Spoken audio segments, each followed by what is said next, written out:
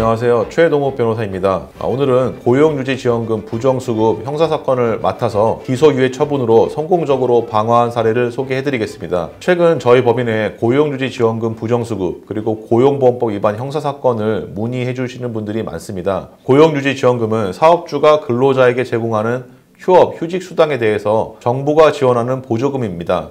그런데 고용유지지원금은 무급휴업, 무급휴직 등에 한해서 그리고 엄격한 요건을 갖추었을 때만 지급이 가능하므로 만약 신청금 지원 요건을 갖추지 못한 채 고용유지지원금을 신청을 해서 지급받으면 고용보험법 위반죄로 형사처벌 받을 수 있습니다. 그리고 형사처벌뿐만 아니라 부정수급하신 금액, 전액을 반환하셔야 되고 심지어 부정수급한 액수의 최소 2배, 많게는 최대 5배까지 가산한 금액까지 추가 징수금으로 납부해야 될 수도 있습니다. 오늘 설명드릴 사건은 제가 고용유지지원금 부정수급 사건을 직접 수행해서 기소유예 처분을 이끌어낸 성공 사례입니다. 사진에서 확인하실 수 있듯이 실제로 제가 직접 수행을 했고 그 결과 사기 및 고용보험법 위반 혐의에 대해서 기소유예의 처분을 이끌어냈습니다. 저희 의뢰인은 코로나로 인해서 회사 운영이 어려운 탓에 약 4개월 기간 동안 유급휴직을 실시하였다고 고용유지지원금을 신청하시고 합계 약 1억 1천만 원의 고용유지지원금을 수령하셨습니다. 그러나 사실 위 4개월 동안 직원들이 실제로 근무를 하였고 이러한 사실이 발각이 되어서 의뢰인은 서울지방고용노동청에 조사를 받게 되었고 결국 고용보험법 위반으로 경찰 조사까지 받게 되셨습니다. 사진에서 보시는 바와 같이 형사처벌뿐만 아니라 지금 부정수급 액수가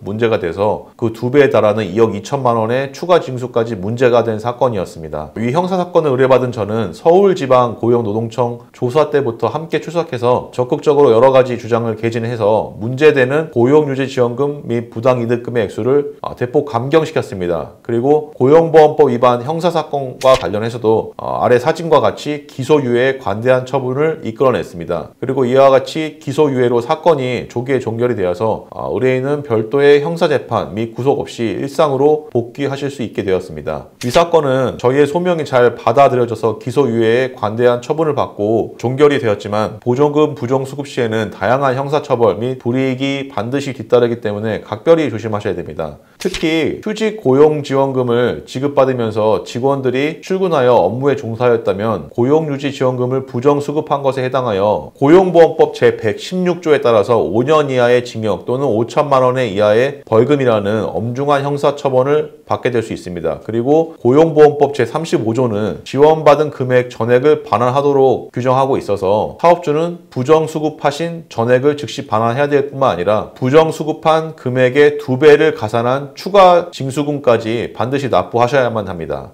이처럼 오늘 설명드린 고용유지지원금 부정수급 그리고 고용보험법 위반 사건은 여러 가지 제재, 형사처벌이 반드시 뒤따르기 때문에 사건 초기부터 변호사를 선임하셔서 초기 대처를 잘 하셔야 됩니다. 특히 고용유지지원금 편취 액수가 억대가 넘어가면 구속될 가능성이 굉장히 높아지기 때문에 반드시 전문 변호사에게 조력을 구하셔야만 합니다. 다만 오늘 설명드린 저희 법인의 성공 사례처럼 법리적으로 소명을 잘 하실 경우 기소유예라는 관대한 처분을 받아서 사건을 조기에 종결시켜 드릴 수도 있습니다. 고용유지지원금 부정수급 그리고 고용보험법 위반으로 문제가 될 경우 언제든지 저희 명함 주소로 문의를 주시면 신속 정확하게 답변을 드리겠습니다. 감사합니다. 법무법인 차원의 최동욱 변호사였습니다.